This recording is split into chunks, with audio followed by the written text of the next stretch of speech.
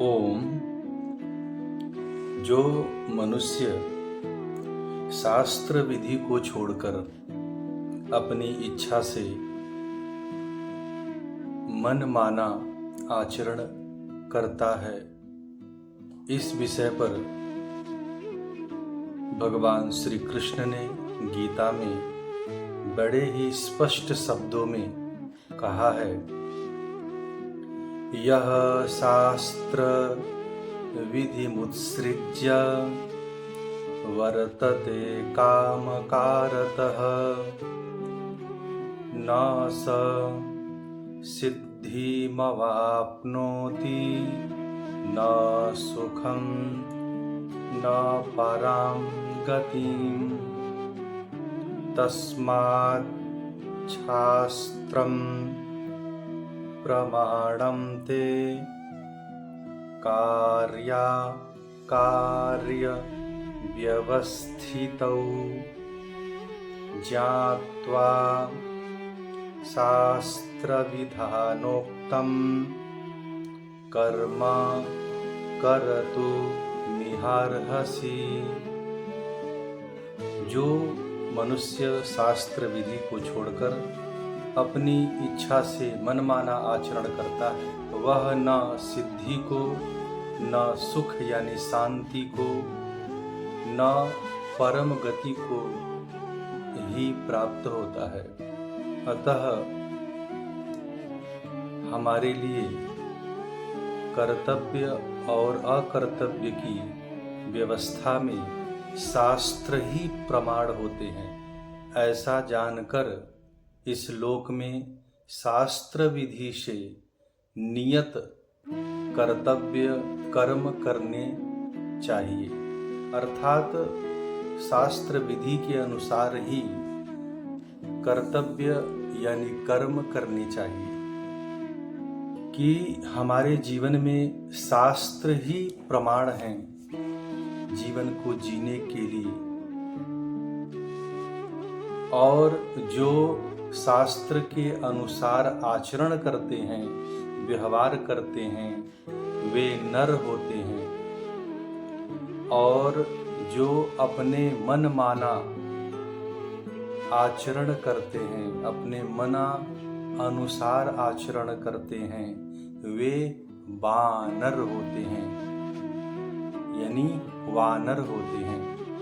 इसी पर बड़ी सुंदर श्लोक का वर्णन है शास्त्रों में कि मतयो यत्र गच्छन्ति तत्र गच्छन्ति वानराः, शास्त्राणि यत्र गच्छन्ति तत्र गच्छन्ति ते नराः। कह रहे हैं शास्त्रकार, जो अपने मतों के द्वारा, अपने मनमानी मतों के द्वारा, अपने मन गढ़ंत मत के द्वारा जो जाते हैं, जो चलते हैं, वो वानर होते हैं। और शास्त्राणि यत्र गच्छन्ति, शास्त्र के अनुसार जो जहाँ जाता है, वे कौन हैं? तो वो नरा हैं, वो नर हैं, वो मनुष्य हैं।